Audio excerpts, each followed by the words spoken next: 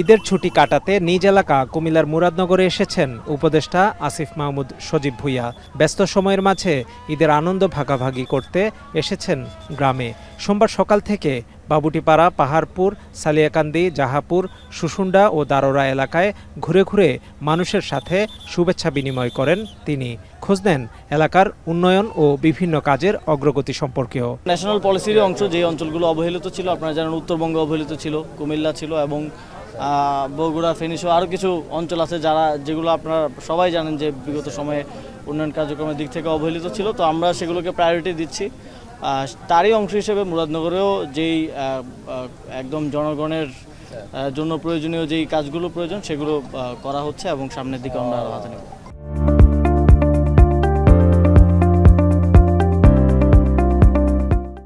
এছাড়া সোশ্যাল মিডিয়ার গুজব মূলধারার গণমাধ্যমে উঠে আসাকে দুঃখজনক বললেন উপদেষ্টা। আমাদের যেই মুক্তিযোদ্ধা অধ্যাদেশটা হলো সেটা নিয়েও কিন্তু এক ধরনের গুজব চলে এবং এটা মেইনস্ট্রিম মিডিয়া থেকে হয়েছে, যেটা সবচেয়ে দুঃখজনক। কারণ আমরা সোশ্যাল মিডিয়া একটা গুজব ছড়াতেই পারে, কিন্তু সেটা যখন মেইনস্ট্রিম মিডিয়ায় যায় এটা আসলে আমাদের জাতিগতভাবে আমাদের জন্য আমরা পিছিয়ে আছি এবং পরবর্তীতে ফ্যাক্ট চেকের মাধ্যমে সেটা জানতে হয় যে কতটুকু সত্যি।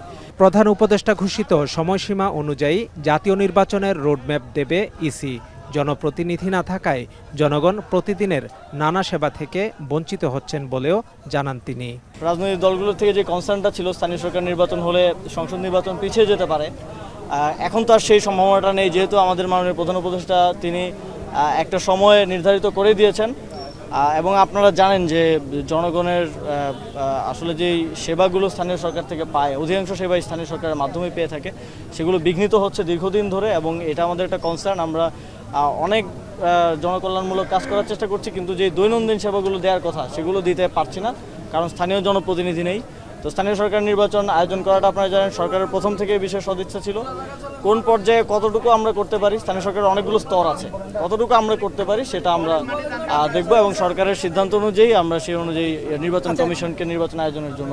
উৎসবের আমেজে ঈদ শুভেচ্ছার পাশাপাশি উন্নয়নের বার্তাও দিলেন উপদেষ্টা আসিফ মাহমুদ। খালেদ সাইফুল্লাহ, এখন কুমিল্লা।